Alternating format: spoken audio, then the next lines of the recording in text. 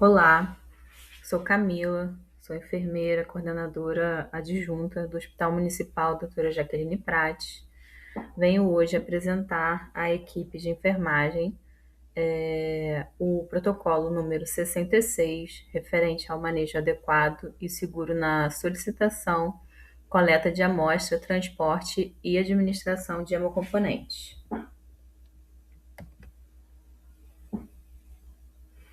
O objetivo desse POP é padronizar o processo de solicitação, transporte, recebimento e administração de hemocomponentes, garantindo a segurança do paciente, a rastreabilidade do processo e a prevenção de eventos adversos relacionados à transfusão.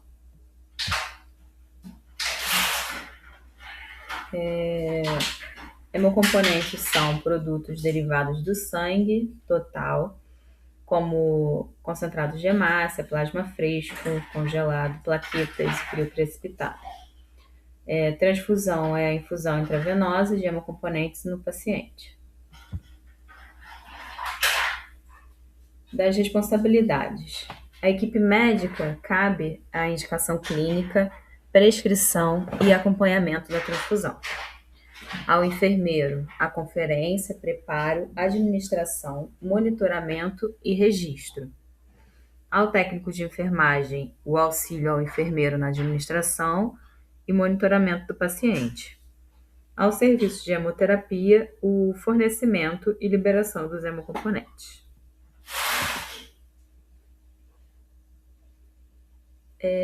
Descrevendo o processo, a solicitação do hemocomponente por parte do médico é realizada a prescrição médica formal, é preenchido o formulário de solicitação transfusional, precisa ser com letra legível, sem rasuras e por completo, não deixando campos em aberto. Atentar-se ao preenchimento do campo indicação da transfusão, onde o diagnóstico precisa justificar a solicitação. Não pode colocar como diagnóstico anemia, precisa descrever o diagnóstico que levou à anemia ao paciente. Definir o tipo de solicitação, se é programada, se é rotina, se é urgência, de acordo com o quadro do paciente, e garantir a identificação completa do paciente. O nome completo, data de nascimento, número do prontuário precisam conter na ficha de solicitação. Sobre a parte do enfermeiro, fica a realizar coleta da amostra de sangue do paciente correto, utilizar o tubo roxo, né, o EDTA, para coleta, identificar o tubo com dados do paciente, nome completo, data de nascimento, número do prontuário, encaminhar a amostra laboratorial corretamente identificada ao serviço de hemoterapia, receber material enviado pelo serviço de hemoterapia e conferir os dados do paciente com a bolsa liberada, nome completo, tipo sanguíneo, número da bolsa, validade, antes da administração. Com relação à parte do motorista, ele realiza a retirada da amostra devidamente identificada do setor de solicitação, encaminha ao serviço de hemoterapia e após retira o hemocomponente lá no serviço de hemoterapia devidamente acondicionado e encaminha ao setor de solicitação.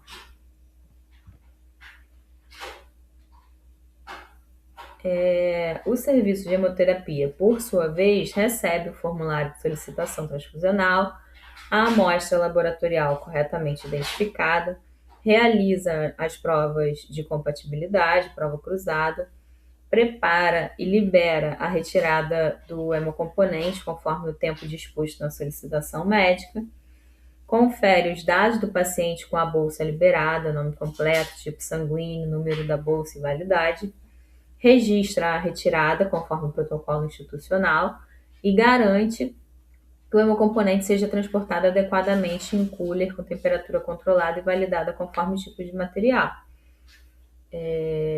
Aproveitando o gancho, com relação ao cooler, ele é disponibilizado pelo próprio setor de solicitação do hemocomponente. Esse cooler precisa estar limpo, sem sujidades visíveis, com o Gelox em temperatura adequada. O hemocomponente não poderá ter contato com o Gelox, então precisa ter uma barreira entre o Gelox e o hemocomponente. E a temperatura precisa estar adequada, com o termômetro externo.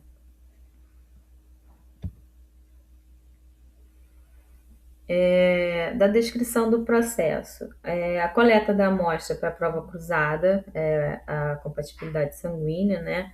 É importante lembrar que é realizada com uma técnica asséptica. A identificação correta do paciente é de extrema importância.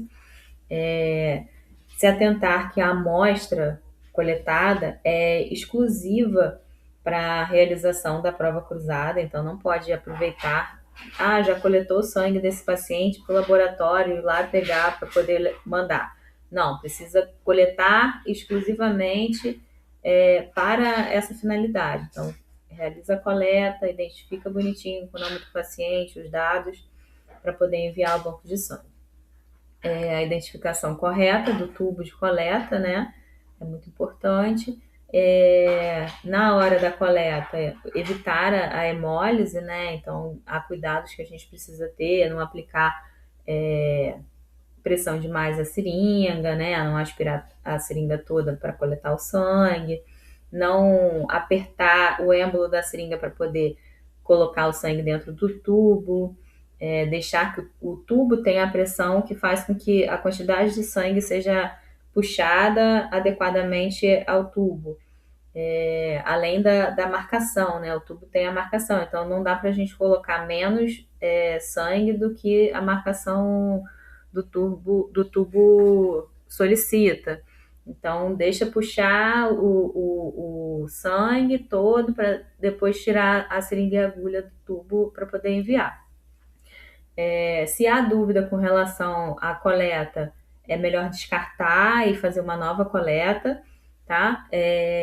Lembrar sempre que o tubo correto é o tubo roxo, é DTA, e é isso. O transporte do hemocomponente, eu já dei uma iniciada anteriormente com relação à temperatura, né? Que é uma temperatura controlada, o cooler precisa estar com Gelox. Esse hemocomponente não deve ser armazenado em geladeiras que não sejam para essa finalidade. O ideal é que o tempo entre a retirada e a infusão no paciente seja de até 30 minutos.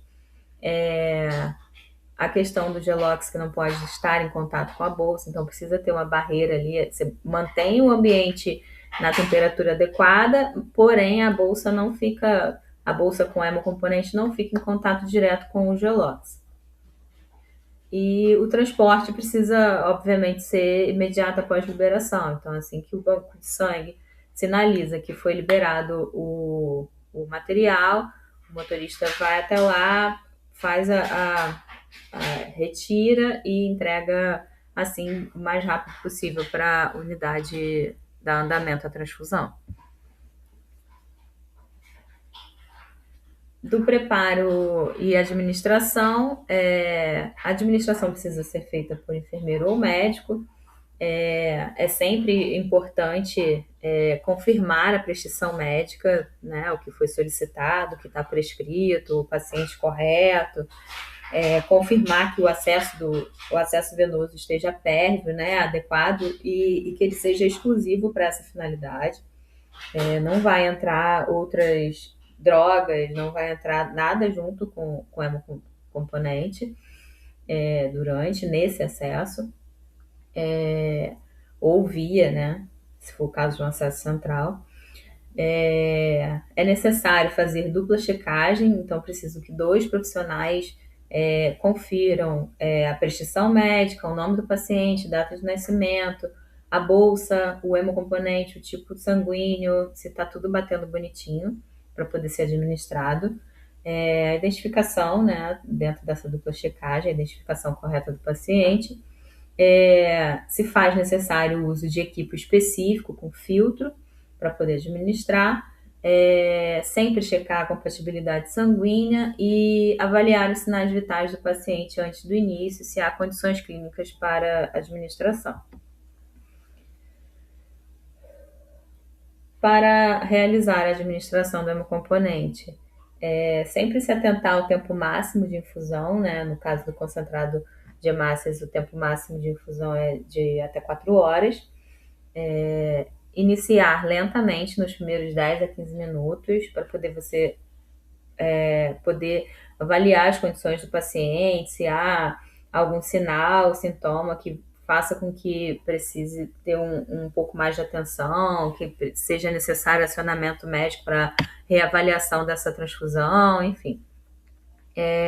O monitoramento dos sinais vitais e registro precisa ser feito de forma adequada antes, 15 minutos após e ao término da transfusão, tá? Obrigatoriamente. Monitorar, né, reações transfusionais, como eu sinalizei, e se atentar à questão da via exclusiva, não vai entrar medicação junto com esse concentrado de hemácias ou plasma, enfim, qualquer que seja o hemocomponente. Sempre se atentar aos principais sinais de reação, então são eles a dispneia, o prurido, hipotensão, calafrios, febre, então precisa sempre se atentar a esses primeiros sinais que são de alarme para a gente poder pausar uma transfusão e pedir reavaliação do médico.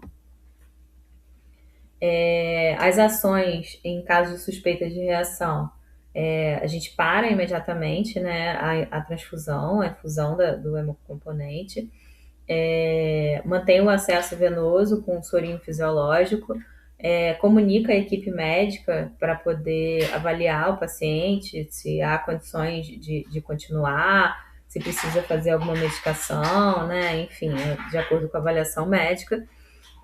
Sempre sinalizar a coordenação direta sobre a reação, para a coordenação ter ciência e poder tomar as medidas administrativas necessárias. Notificar o evento adverso ao núcleo de segurança do paciente, é muito importante. Descrever em evolução o ocorrido e encaminhar a bolsa e o equipo para análise no serviço de hemoterapia. Então, esse material você coloca dentro de um saco plástico para poder vedar, coloca dentro do cooler de volta e solicita ao motorista que retorne com o material para o serviço de hemoterapia devido à reação transfusional, tá? Sobre o registro e a rastreabilidade. O registro adequado em prontuário sempre a relação dos sinais vitais, após 15 minutos iniciado e após o término de infusão. Intercorrências, se houver, né, o horário de início e término, o número da bolsa e o tipo de hemocomponente que você administrou no seu paciente. Sobre a parte de segurança do paciente, é importante realizar a identificação correta, né? Pelo menos 2 identificadores, é o mínimo para a gente poder identificar o paciente. Nome completo, data de nascimento, ou nome completo do paciente, nome completo da mãe, ou o nome completo do paciente, o número de prontuário. Preferencialmente o nome completo do paciente e data de nascimento. São os principais para poder identificar, tá? Universais. Garantir a dupla checagem antes da administração, os 2 profissionais que vão lá checar a prescrição médica, checar a bolsa, né, o tipo sanguíneo, o paciente, checar se está tudo certinho para poder aí, então, administrar esse componente. Cumprir o protocolo, né, este que eu estou apresentando para vocês, e notificar eventos adversos ao núcleo, para eles poderem tomar medidas educativas ou preventivas para se evitar novos eventos futuros. É importante também a gente falar da articulação com a coordenação de enfermagem e coordenação médica. É importante que os coordenadores estejam sempre cientes de qualquer intercorrência relacionada ao processo transfusional. Eles precisam também tomar ciência de reações transfusionais e dificuldades operacionais, falta algum material que não esteja dentro do padrão. Enfim, qualquer dificuldade encontrada precisa ser informada à coordenação médica e coordenação médica para coordenação de enfermagem e coordenação médica para possível resolução futura. Solicitar o apoio de ambas em situação de risco ou não conformidade e garantir o alinhamento das condutas com a coordenação. Das considerações finais, o cumprimento rigoroso deste fluxo é essencial para garantir a segurança transfusional, reduzir riscos e assegurar assistência de qualidade aos pacientes da unidade.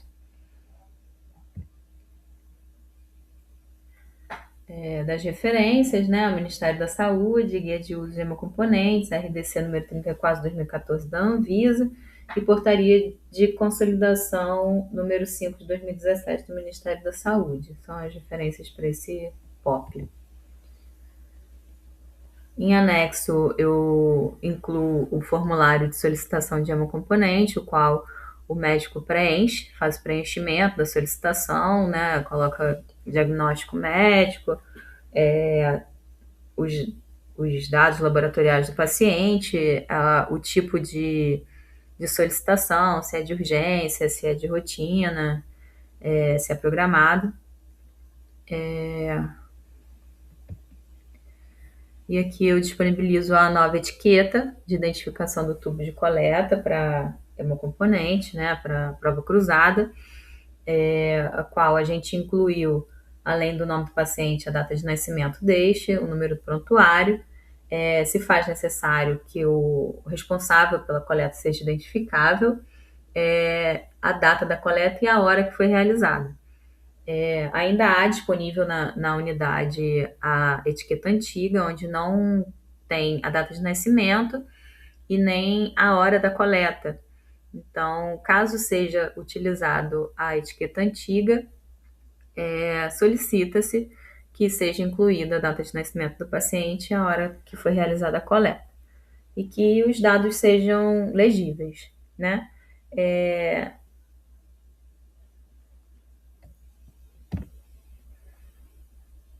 Aqui eu agradeço a atenção de todos e deixo uma frase para a gente pensar. Conheça todas as teorias, domine todas as técnicas, mas ao tocar uma alma humana, seja apenas outra alma humana. Obrigada e até a próxima.